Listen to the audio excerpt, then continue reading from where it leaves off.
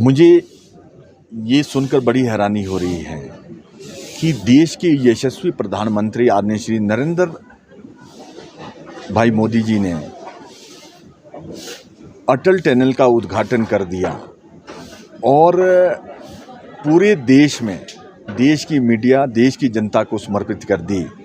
उसके बाद कई सालों के बाद अब दोबारा उसमें पट्टिका लगा रहे हैं। ये बहुत ही नई परंपराएं जो कांग्रेस चला रही है, ये बहुत ही गलत सिस्टम है।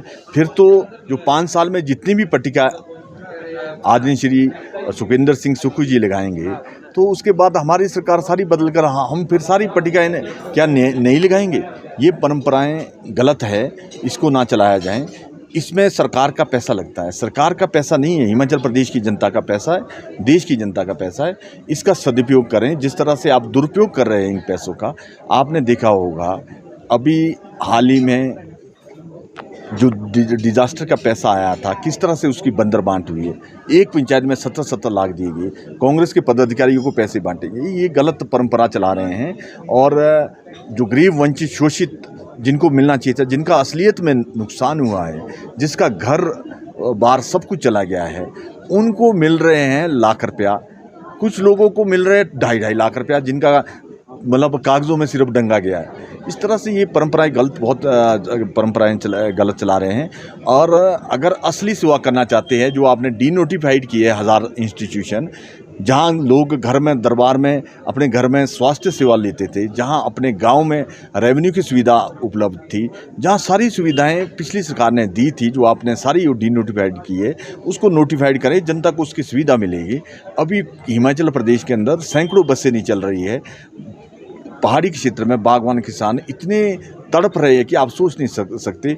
पींट में उनको अपने बर्फ़ के लिए जो 3 महीने होते हैं उसमें रोडें बंद होती है, राशन पींट में ले जाना पड़ रहा है। पर अभी सरकार किसी और ही चिंता में फंसी है कि कोई और ही तिगड़म कर रही है। ये बहुत ही दुखद है। सुंदरनगर सरकार में मेरी अध्यक्षता में ही आदरणीय श्री जयराम ठाकुर जी से एक कमेटी मिली थी, जिसमें बहुत सारे बागवानों का पैसा आर्थू और लदानी मिलकर या बिना मिले कुछ खा गए थे। हमने SIT बनाई थी, उसमें स्पेशल इन्वेस्टिगेशन टीम बनी थी और उसमें SP रैंक के लोग लगाए थे और उन्होंने बहुत पैसा रिकवर किया। आप हैरान रहेंगे, सैकड़ों करोड़ के करीब उन्होंने रिकवर किया है। अगर वो कमेटी ना बनती, श्री जयराम ठाकुर जी वो कमेटी ना बनाते, इनके तो हौसले, चोरों के हौसले बहुत बुलंद रहने थे, पर वो बहुत उनको हौसले तोड़ दिए गए हैं और बहुत लोगों को बम्बई, कलकत्ता, दिल्ली से पकड़ के भी लाया गया है। जिसकी भी बागवान जो पूरे साल मेहनत करता है, उसका नुकसान हो जाए तो बहुत ही दुखद है। ये कार्टन का समर्थन करते हैं, पर सरकार को ये भी दायित्व है, कोई कानून लागू करने से पहले सुविधा देना भी सरकार का दायित्व है। यूनिवर्सल कार्टन लाओ आप, यूनिवर्सल ग्रेडिंग लाओ आप। हाँ, हिमाचल प्रदेश की जनता चाहती है, पर जिसके कार्टन पहले 4 साल 3 साल पहले खरीदे थे, वो क्या उसको जला दें?